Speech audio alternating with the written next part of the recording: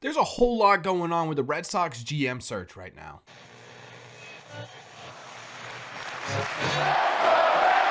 What is going on, everybody? Welcome back to Red Seat Radio. My name is Corbin, and the Red Sox search for their next head of front office GM, whatever you want to call it, is officially in full swing. Over the past couple of days, we've been overloaded with information about potential candidates. We've got guys who seemed like likely candidates denying interviews. We've got guys who we kind of already knew were going to be involved start making a whole lot of noise. And we've got newcomers who we've never actually really talked about before coming onto the scene and starting to make their name known. There's a ton of information out there, and it could be a lot to keep track of. So what we are going to do in today's video is hopefully try and make all this information a little bit easier to digest. We're going to be going over every single possible thing that we could about the Red Sox current GM search, all the latest news surrounding that. We're going to talk about where the Red Sox are and everything, and how all of this news could affect the Red Sox search for their next GM. But before we get into that, do me a favor, make sure you guys have hit that subscribe button if you haven't already. If you're new here, we talk Red Sox content almost every single day.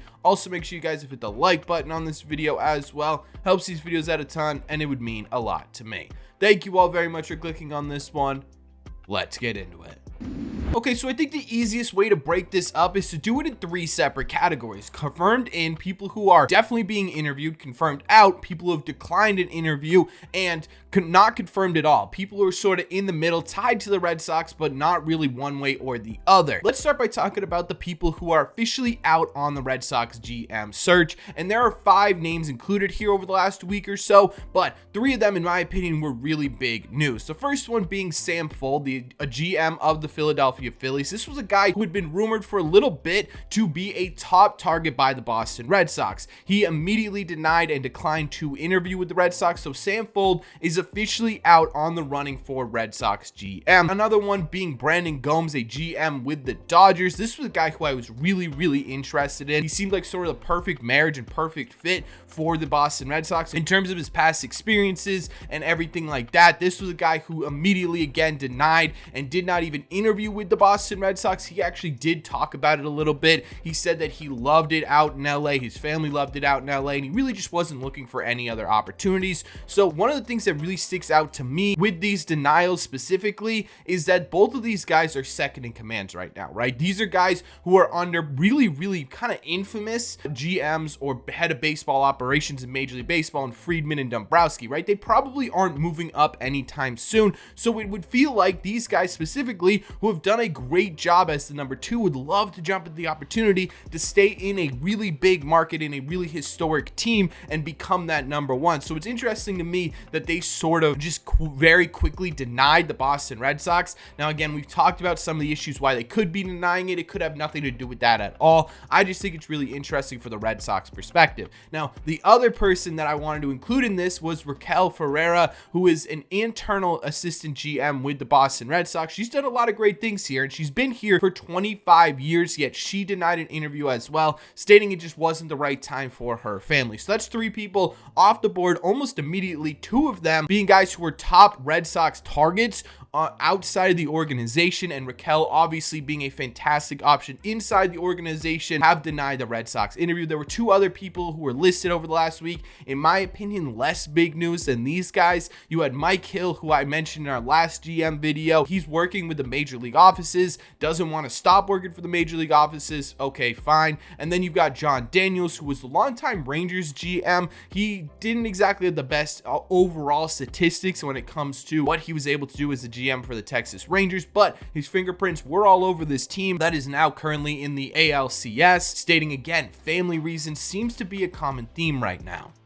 Okay, so the second category here, like we talked about, is people who are confirmed in, people who have had an interview, people who have said yes, they're interested in the job. The first one being Eddie Romero, who I think was the first person to be confirmed to have had an interview from the internal side of things. Eddie, in my opinion, is the guy to watch right now, right? Everything that's going on with the Red Sox, externally, publicly, all that stuff about people not wanting the job, people concerned over powers within the organization. It feels to me like it's pointing towards an internal hire by the Red Sox, and Eddie Romero, to me, feels like the leading candidate in that state. But there are a couple of of other interesting names who have come up as guys who have been interviewed for this GM role. The first one being the VP of Scouting and Development, a guy by the name of Paul Tobani, who has been in charge of the draft over the last few years. That's sort of his bigger thing, right? The more public facing thing. And he's done an excellent job. From 2020 to 2022, the Red Sox have 4 different players in the top 100 prospect pool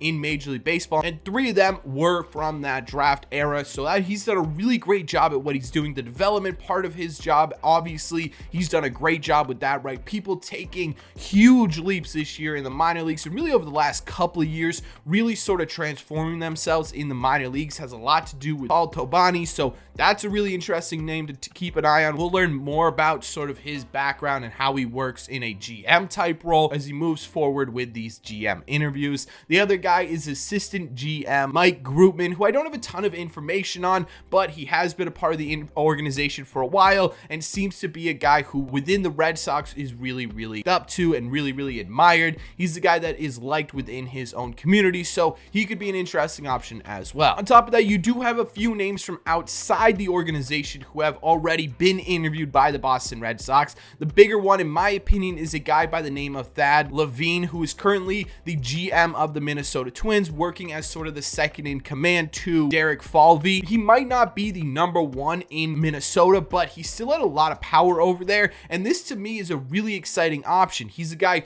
who has been able to be a part of spending big money in Carlos Correa, handing out really lucrative contracts there. He's also been a part of some really big trades that have worked out for Minnesota, right? The Pablo Lopez trade was fantastic. Acquiring Sonny Gray has worked out immensely. Unloading the Josh Donaldson contract to a really dumb New York Yankees, right? Those are all things that worked out really well for Minnesota, and he was a big part of the reason why those worked, and he was a big reason why the Minnesota Twins made the postseason this season and actually kind of made a run during that postseason. So I would be really interested to see what Thad Levine could do with a larger market and a bigger budget. This is a guy who I'm definitely putting towards the top of my list right now in terms of candidates the Red Sox have already talked to. The other name on this list is a guy by the name of Neil Huntington, who was a former GM of the Pittsburgh Pirates. Last year, he was working as sort of a special advisor with the Cleveland Guardians, but before that, he was sort of running the show in Pittsburgh. This one, I'm a little bit less excited about. The reason for that is because over his sort of tenure here in Pittsburgh, the team was pretty mediocre. You guys might remember him as the guy who traded us Jason Bay, but he also had a couple of really bad trades like Garrett Cole's trade, trading away Glasnow, Shane Baz, and more. And the overall team record during that time was extremely mediocre, right? There were a couple of years where he did end up making the wild card, but there was never really a deep playoff run with his time here in Pittsburgh. He did get Brian Reynolds, so I guess that's sort of the highlight of what he's been able to acquire. It was just sort of all over the place, in my opinion, with Neil Huntington. He has the experience, but is it successful enough experience to put your faith in him at the top of the ship for the Boston Red Sox? I'm not entirely sure, but that is a name who has definitely interviewed for the Red Sox. Now, the last name on this list is one that I was sort of shocked by, and that is Craig Breslow. Yes, that Craig Breslow, the relief pitcher from the 2013 Boston Red Sox, a couple of years actually with the Red Sox, was officially confirmed to be interviewed for the role of GM with the Boston Red Sox. Now, obviously, this is a bit of a surprise because Craig Breslow has been working in the front office for a little bit. He's working with the Chicago Cubs back in 2019 and has worked his way up to assistant GM, but a lot of his focus over there was on pitching development and pitching staff and sort of the way they approach their pitching, and not so much the trades, the free agent signings, all that good stuff. Now, what I will say is that despite his lack of experience in a GM role, he's a guy who could connect really well with the players, right? He's removed from Major League Baseball, but he's not that removed from Major League Baseball. He retired about 7-8 years ago, and on top of that too, he was regarded as one of the smartest men, if not the smartest man in baseball when he played. He's a Yale graduate, who's a guy who's got a really great head on his shoulders. He's a guy who started adopting analytics before analytics were a thing to keep his career going. This could be a really interesting option for the Red Sox if they're looking for something sort of outside of the box, but again, that experience isn't there, and I think that's something the Red Sox are looking for. Maybe this is someone they bring on in conjunction with an Eddie Romero, with a Thad Levine sort of, and get him sort of get his feet wet and see what he could do in a GM role before they, even think about a head of baseball operations or something like that.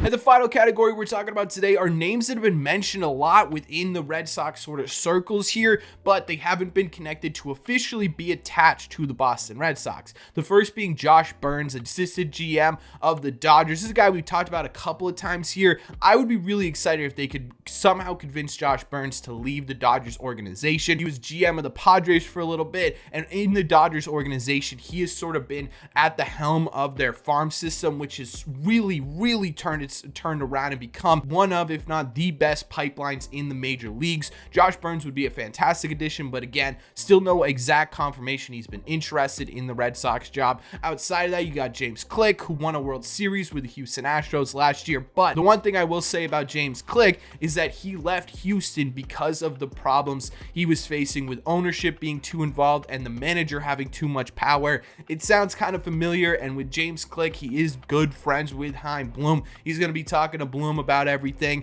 This could be a bit of a hard sell, but James Click would be a lot of fun with the Red Sox. I think he could do a really good job. And finally, the last name that's being mentioned all over the place but has not been connected with the Red Sox is Kim Ng, who officially did not accept her option with the Miami Marlins and is now a free agent. Now, I don't know if this is connection by opportunity or because the Red Sox are legitimately interested. I personally hope that it's the second one, right? I really hope the Red Sox are legitimately interested in Kim Ng. I think she could be great at the helm of a ship. I think she's done a lot of good things for the Marlins. We're not going to dive deep into what it was. There is a full video on my channel if you are interested in learning more about Kim Ng and what she could do for the Red Sox. But that could be someone who I really hope these sort of smoke rings that we're seeing around them start to turn into legitimate flames. And that's the list. That's the list of people who have gone, people who have come in, and people who are still sitting on the edge. There's a ton to digest here. And I think overall what this is saying about the Boston Red Sox is they don't really know what they want, right? They've got successful GMs, they've got non-successful GMs, they've got experienced people, they got non-experienced people. And I think what they're starting to see is that, okay, our top dogs, the people that we really wanted, aren't interested in this job. What direction do we go from here? And I still think it's going to end up being some sort of internal candidate being promoted to a position, right? Maybe it's not the only move that the Red Sox make and they get someone maybe a little bit higher above them to be a BOH or something like that. I do think one of those internal candidates does end up getting the promotion, but that's just my opinion. So let me know in the comment section down below, after all this information getting thrown at you, who are you excited about? Who are you nervous about? Who are you mad about? Let me know all your thoughts on the latest news surrounding the Red Sox GM search in the comment section down below. As always, if you made it to the end of this video, do me a favor, make sure you guys have hit that subscribe and that like button. It helps these videos out a ton, and we talk Red Sox content almost every single day. Thank you all very much for clicking on this video, and I will see you in the red seats.